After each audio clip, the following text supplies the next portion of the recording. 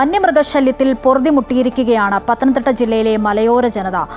വീട്ടുമുറ്റത്ത് പോലും കൃഷി ചെയ്യാൻ കഴിയാത്ത അവസ്ഥയാണ് ഇവിടുത്തെ കർഷകർക്ക്. ശബരിമല തീർത്ഥാടകർ ഉൾപ്പെടെ കടന്നുപോകുന്ന ചിറ്റാർ സീതത്തോട് റോഡിൽ മാസങ്ങളായി വനപാലകരുടെ കാവലിലാണ് കാട്ടാനകൾ ദിവസവും 2 നേരം റോഡ് മുറിച്ചു കടക്കുന്നത്.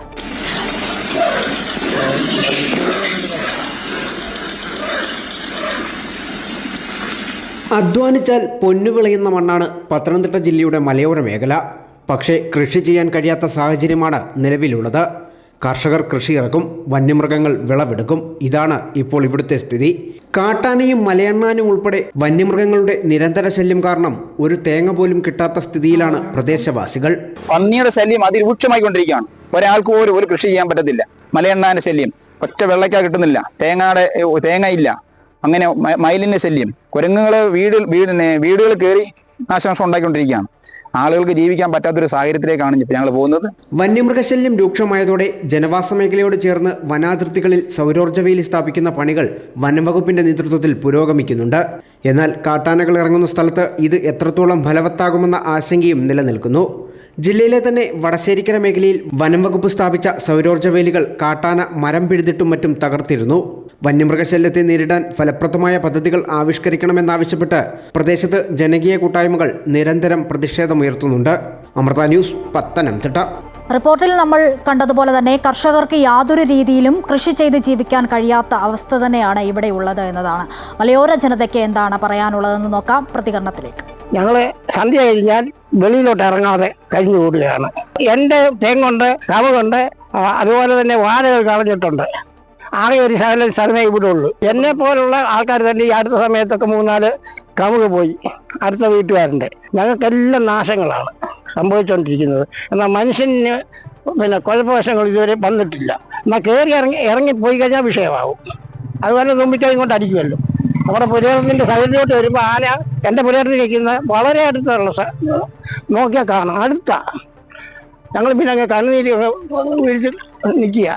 ഈ മറുക സൈഡിൽ കൂടെ പോയി കഴിഞ്ഞാൽ ഒരുപാട് വാഴകളും റബ്ബർ തോട്ടങ്ങളും പല അതിലുള്ള മുഴുവൻ നശിപ്പിക്കുക. ഫോറസ്റ്റുകാർ വരികയും പോവുകയൊക്കെ ചെയ്യുന്നു. അവരെ കൂടെ ഓടിക്കുന്ന ഒരവസ്ഥ വരുന്നുണ്ട്. ആ 10 വന്നോണ്ടിരിക്കുക. എന്നെ ഒരു പ്രാവശ്യം ഓടിച്ചെൻ്റെ കാലൊക്കെ മടുത്താണ്. ഞാൻ അവിടെ വെച്ച് വെളുപ്പേനെ മീൻ പോകാറ്, ഈ വണ്ടിയിൽ പോയി മീൻ ഒഴിക്കുന്നത് ആന ഓടിച്ച് എൻ്റെ കാലൊക്കെ മടുത്ത് നീരൊക്കെ വെച്ചിരിക്കുമായിരുന്നു. കാരണം ഇതുപോലെ വെളുപ്പിനെ ഒരു 4 മണിയായപ്പോൾ ഞാൻ പോയി കഴിഞ്ഞപ്പോൾ എൻ്റെ പറമ്പിൽ ഇപ്പോൾ കുഴിക്കടിച്ച് നിൽക്കുന്നു. അപ്പോൾ ഞാൻ വിചാരിച്ചില്ല കാട്ടുപോത്ത് എന്തെങ്കിലും ചെയ്യും. ഇങ്ങനെ വണ്ടി നിർത്തി ട്രെയിൻ നോക്കുമ്പോൾ ആനയാണ്. അപ്പോൾ ഇതിന് മുമ്പ് ഒരു വെട്ടുകാരൻ കണ്ടായിരുന്നു. അവൻ്റെ അതിലെന്ത് ചെയ്യാൻ അവനെ എന്നെ ഓടിച്ചിട്ട് പോയത്. പിന്നെ അവിടെ നിൽക്കുന്നുണ്ട്. അങ്ങനെ ഞാൻ എന്നെ ഓടിച്ചു വിട്ട് കഴിഞ്ഞിട്ട് ഇതാകുമ്പോൾ പോയി കുറച്ച് മുന്നോട്ട് പോയി എൻ്റെ പറമ്പിന് പോയി കഴിഞ്ഞിട്ട് തിരിഞ്ഞൊരൊറ്റ വരെ. അപ്പോൾ ഞാൻ ഓടി ഇതുപോലെ തോടി കയറി. അപ്പൊ ഇങ്ങനെ ഈ കേബിൾ കിടപ്പുണ്ടായിരുന്നു, ഈ ടിവിയുടെ കേബിൾ, അതേ തട്ടി വീണ് എന്റെ കാലും എടുത്തു.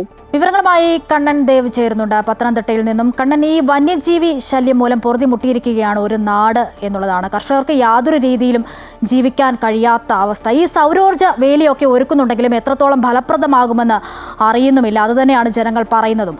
ആശങ്കയിലാണോ ജനങ്ങൾ? ഏത് രീതിയിലാണ് അവർ ഇതിനെ പ്രതിരോധിക്കുന്നത്? കണ്ണൻ, വനത്തിൽ നിന്നും കക്കാട്ടാറ് കടന്ന് ജനവാസ മേഖലയിൽ എത്തുന്ന കാട്ടാനകൾ റോഡ് മുറിച്ച് കടന്ന് കൃഷിയിടങ്ങളിലേക്ക് ഇറങ്ങുന്നത് ഇവിടെ നിത്യകാഴ്ചയാണ്. ആദ്യമൊക്കെ പ്രദേശവാസികൾക്ക് ഇതൊരു കൗതുകമായിരുന്നുവെങ്കിൽ ഇപ്പോൾ ഇതൊരു ആശങ്കയാണ്. ഇവിടെ ചിറ്റാർ ഊരാമ്പാറയിൽ കാട്ടാനകൾ കടന്നു പോകുന്ന റബ്ബർ തോട്ടങ്ങളിൽ തലങ്ങും വിലങ്ങും ആനത്തരകൾ കാണാൻ കഴിയും. ഇത് ഇവിടുത്തെ ടാപ്പിംഗ് തൊഴിലാളികളെ ഭീതിയിലാക്കുന്നുണ്ട്. മുൻപ് വെളുപ്പിന് ഇവർ തോട്ടത്തിലെത്തുമായിരുന്നു. എന്നാൽ ഇപ്പോൾ ആനകൾ പോയതിനു ശേഷമാണ് ടാപ്പിംഗ് ആരംഭിക്കുന്നത് തന്നെ.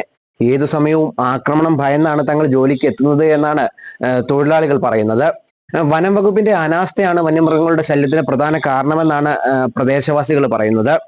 കാട്ടാനകൾക്ക് റോഡ് മുറിച്ച് കടന്ന് കൃഷിയിടങ്ങളിലേക്ക് പോകാൻ വനം വകുപ്പ് ഉദ്യോഗസ്ഥർ സൗകര്യം ചെയ്തു കൊടുക്കുകയാണെന്നാണ് മറ്റൊരു ആക്ഷേപം. എല്ലാ ദിവസവും രാവിലെയും വൈകിട്ടും അരമണിക്കൂർ വീതം ഇവിടുത്തെ തിരക്കേറിയ ഒരു റോഡ് അടച്ച് ആനയ്ക്ക് സുഗമമായി കൃഷിയിടങ്ങളിലേക്ക് കടന്നു പോകാൻ വനം വകുപ്പ് സംരക്ഷണം ഒരുക്കുന്നുണ്ട്. കാട്ടാനയെ പോലെ തന്നെ പന്നി, മലയണ്ണാൻ, കുരങ്ങ്, മയിൽ, കാട്ടുപോത്ത്, കടുവ, പുലി തുടങ്ങി എല്ലാ വന്യജീവികളും ജനവാസ മേഖലകളിലേക്ക് ഇറങ്ങുന്ന ഒരു അവസ്ഥയാണ് ഇപ്പോഴുള്ളത്. വന്യജീവികളുടെ ശല്യം മൂലം ഉപജീവനമായ കൃഷി നിർത്തുന്ന ഒരു സാഹചര്യത്തിലേക്ക് ഇവിടുത്തെ ജനങ്ങൾ എത്തിക്കഴിഞ്ഞിട്ടുണ്ട്. ജില്ലയിലെ വന്യമൃഗശല്യത്തിൽ പ്രതിഷേധിച്ച് വിവിധ പാർട്ടികളും ജനകീയ കൂട്ടായ്മകളും നിരവധി സമരപരിപാടികൾ നടത്തിയിരുന്നു. ഇതിനെ തുടർന്ന് ഇപ്പോൾ വനംവകുപ്പിന്റെ നേതൃത്വത്തിൽ സൗരോർജ്ജ വേലി കെട്ടുന്ന പണികൾ പുരോഗമിക്കുന്നുണ്ട്. എന്നാൽ കാട്ടാനയെ പോലെയുള്ള വന്യജീവികളെ തടയണമെങ്കിൽ കിടങ്ങുകൾ പോലെയുള്ളവ ഒരുക്കണമെന്ന ആവശ്യവും നിലനിൽക്കുന്നു. ഏതായാലും വന്യമൃഗശല്യത്തിൽ നിന്നും ശാശ്വതമായ ഒരു പരിഹാരമാണ് ഇവിടുത്തെ ജനങ്ങളുടെ ആവശ്യം. കണ്ണൻ സൂചിപ്പിച്ച പോലെ തന്നെ ഈ പ്രശ്നങ്ങൾക്കൊക്കെ എപ്പോൾ പരിഹാരമാകും എന്നത് തന്നെയാണ് പ്രദേശവാസികളും ഉറ്റുനോക്കുന്നത് എന്നുള്ളതാണ്. വിവരങ്ങളാണ് പത്തനംതിട്ടയിൽ നിന്നും കണ്ണൻ ദേവ് നൽകിയത്.